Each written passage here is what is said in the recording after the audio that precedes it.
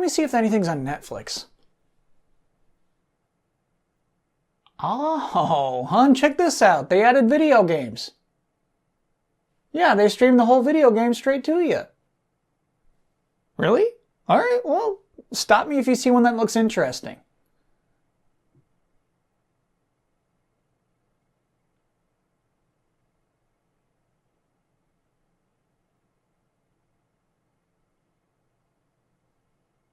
I heard this one has nudity. Both. Okay.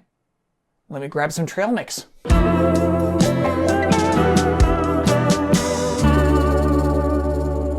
Caring about video game review scores is trashy. We all know it. We all know. We all know game developers are overstressed, overworked. They toil away at a single project for years upon end, only to have it reduced to a numerical average that then becomes that game's perceived value. Just that number is the value of that game, your art that you put years into. It's trashy to care about that score. I know this. But I too am trashy. This week, Nickelodeon All-Star Brawl was announced. And just look at this game with me right now. This is an interesting game announcement.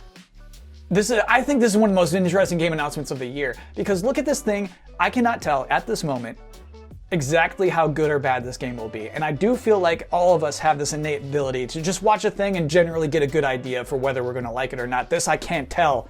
This I can't tell, and I wanna tell. That's the challenge. So for this week's episode, that's what I wanna do. I wanna look at this game and I wanna make a prediction of its OpenCritic score. And all we have is this trailer and a short article on IGN. We don't know too much about this game, which makes this even more dangerous and more fun for me. What I want to do to make this prediction is look at 3 keys. 1, my gut assessment, probably the most important one. 2, unknown factors. And then 3, why am I counting twice? 3, comparable scores. What other games like this might score, so that we have a pretty good range, a pretty good idea of what the score will be. And there will, of course, be, once I make my final prediction, stakes. Consequences. Right? Because I have bad takes all the time, and I never face any consequences for them. Today, there will absolutely be consequences. Let's begin. Gut assessment. I think it looks good. This game is quite simply Smash Brothers with Nickelodeon characters. That's all it is. There's no more explanation necessary, or should there be any more explanation? We get what it is immediately. That's what this is. And that explanation should send chills up your spine. That should be terrifying to you, because this never works out. And yet, here I am. But here's my gut assessment, is I think this thing's got a shot. This, to me, looks like a game that is developed by people who grew up loving Smash Bros. Melee, and it is published by people who grew up loving these shows. It seems like people who know better are working on this. Maybe it's a generational thing, right? Maybe the people who finally grew up doing those things are people who are finally in charge, you know? Nickelodeon All-Star Brawl is published by Game Mill, who publishes a lot of licensed B and C and D tier games. So there is that. The developers are Ludosity and Fair Play Labs. Fair Play Labs, I would say, hasn't developed any big hits recently. Ludosity is the interesting one. They've made this game, Slap City. And if you look at this trailer in particular, you get what I'm talking about. This team clearly loves Melee. They got the GameCube controller down there even. We know what they're doing. They know what they're doing. But not just that they love the game, but it seems like they're also demonstrating some knowledge, demonstrating an appreciation for what makes Smash Bros. Games fun. But we also know, and the reason I'm not downloading Slap City right now, is that the secret part, the main reason Smash Bros. Is as fun as it is the roster. And I think that's a huge strength so far demonstrated for this Nickelodeon game. Nigel Thornberry is an inspired pick. He's the meme guy. He's not the star of the Wild Thornberries, but he's the one you should absolutely... Look at this creep. What are you doing? Why are you doing that? That's so perfect. Oblina is from Ah Real Monsters. I love this character. Nickelodeon is not making money off of Ah Real Monsters right now, yet here she is in this game promoting that franchise. But really what I want to laser in on is Mikey and Leo here. This is how they were depicted in the original animated series 30 years ago. This is their old school look, and it's their iconic look. It's their best look. There's been, 3 decades of various incarnations of the Ninja Turtles. Sure, they're all different and unique and fun in their own ways. This is the best the Ninja Turtles ever looked. And it's also, in the upcoming Shredder's Revenge, how they're depicted in there as well. It's interesting, because Rise of the Ninja Turtles is still a thing, where they look like this.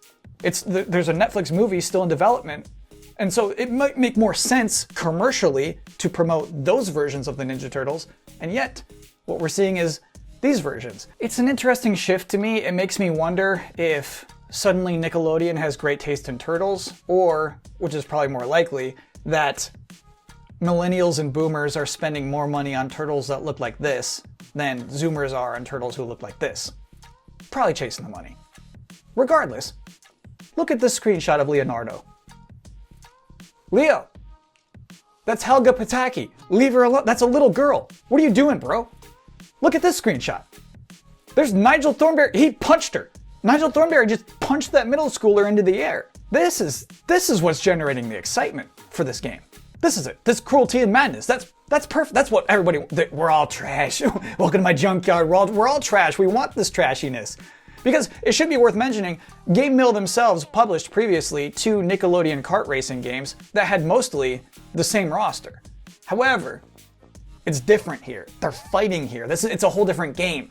What I want to talk about briefly, but it's also super associated, one of my favorite video game commercials of all time is for the original Super Smash Bros. You see 4 Nintendo characters costumed, holding hands, frolicking in a field, imagine me and you, and they're sort of mocking Nintendo's perception, the company's perception at the time, right? And then they just start walloping on each other. Mario wallops on Pikachu. It's so wrong, it's so exciting, this shouldn't exist, and it does. I do feel like over time, Smash has kind of lost that as their roster reaches something close to 100, but I think that's happening right here for Nickelodeon. It's so wrong. It's so wrong. It's so wrong, but it's so right. Unknown factors. So those 2 Game Mill kart racing games I talked about earlier, if you do play those, and I have, there is something quite eerie about them. Nobody speaks. These cartoon characters, who are known for their voices, are all silent, presumably because it probably inflates your budget a lot if you're paying for voice actors, classic and current. I'm scared this is happening again. If you watch this new trailer, nobody's even implied to be talking, and even the song they picked is like, this was probably a dirt cheap song. Tell me that costs more than $25. So I could easily see that factoring into this game's review scores. Look at Danny Phantom here. Look at this kid. This kid needs to yelp when he gets hit from a dropkick from Reptar. If he's not yelping, what's the point? I do feel like the roster could become a thing too. It's definitely an unknown. We don't know what size they're gonna end on. We do see a few more characters in the silhouette of the box art, but there's just always some reviewers who have their favorites, and they act like that the game is bad because their particular favorite isn't in it. Like, oh, this game really would have helped with Nickelodeon mainstays. Like the Offbeats. Where's Shrek? Like, okay, man. I don't think that's gonna be a huge factor though. Based off of what we see, I don't think that's too big of a concern. A bigger concern is online. I do think this game will be reviewed as an online multiplayer game. And as such, I think it needs some element, some progression, some reason to keep playing. Whether that's XP or some sort of currency, something to keep accruing and buying. Even like something oddball, like the Tower of Guilty Gear Strive, I think is pretty genius. Anything like that. But in most cases, simply having an online mode, simply having some method to play with other people online and just have a good time, even if it's super smooth, even if they have this rollback netcode that's just flawless, I'm playing with you perfectly. If none of us are getting XP at the end of the day, you're going to get bad reviews. Notable exception, Super Smash Bros. Ultimate. Which leads us to comparable scores. Super Smash Bros. Ultimate has an OpenCritic score of 92. That's our ceiling. Nickelodeon All-Star Brawl cannot do better than that score of 92. Let's be real, right? Every single review written for this game will directly compare it to Smash Brothers. So that's the best we can get. That's the upper limit. The other two Game Mill kart racing games reviewed at 43 and 67. So I really feel like that's our floor. I don't think this game can be worse than that. I think this is a better use of the franchises, and I think that this developer has a clear understanding of the genre. Should be worth stating. Slap City has 0 reviews on OpenCritic, though on Steam, overly positive reviews? User reviews? That's something, right? And then just to look at some other Smash-like games, Brawlhalla has a 68. I was really surprised by that. I wonder if current day Brawlhalla would be better than a 68. I wonder if it just like launched weird. There's Rivals of Aether, that's an 88. I mean, that'd be nice. But it is time for the score prediction. Before I unveil my prediction, I must of course talk about the stakes. Basically the idea is, if I'm close, I get to do something. If I'm off, or very off, I have to do something. So let's look at if I make an impressive guess. If I bullseye, if I nail this to the point, I get to make the dream episode of delayed input. What does that mean? It means for the entire video, I am wearing sunglasses, I'm eating candy, I'm talking about Digimon, and I'm not addressing the camera. If I'm 1 or 2 points off, I will buy myself a big cake. I'm going to Wegmans, and it's gonna say, big cake for big boy. If I'm 3 to 5 points off, this is another dream. For 1 episode, I get to delete every single comment that has the word horny in it.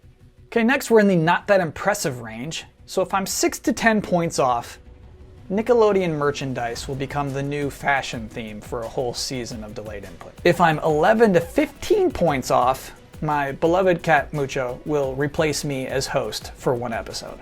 Next is the bad range.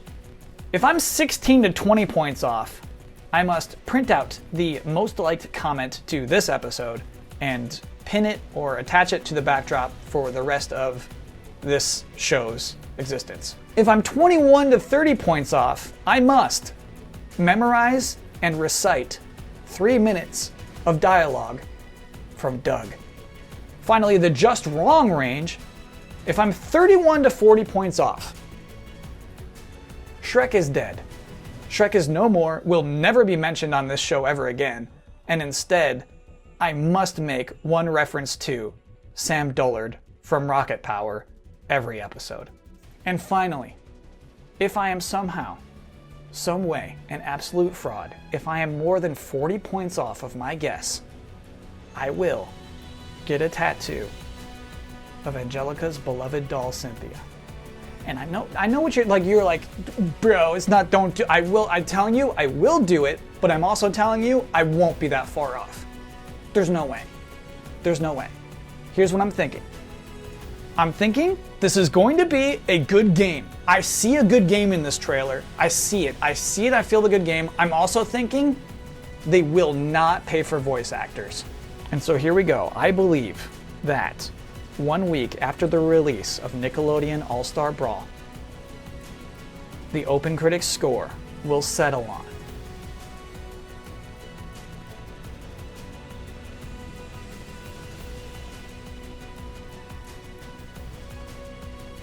I have this, I'll tell you, I have this scripted, but I'm like, I'm changing my guess. 83. Lock it in. Lock it in. 83, lock it in. 83, lock it in. 83, lock it in. Okay. That was stressful. I don't know. That was serious, actually. It's because of the tattoo, probably. It's not going to be that, there's no way it'll be that low. Like, if it launches and like the online's broken and then they're like, we're never going to fix it, then I'm getting a tattoo. But otherwise, I think this is a bona fide hit in the making. But yeah, like an 83 hit though. Like, I do think that having no voices in a fighting game is going to be weird. You need the claw, kicker, you need all that. Is Blue's Clues in this? You need all of those things for a fighting game, and for that to not to be there, that's risky. That's really risky. Anyway, that is a delayed input for this week. I will be back next Thursday with more, and I hope to see you then. Thanks for watching.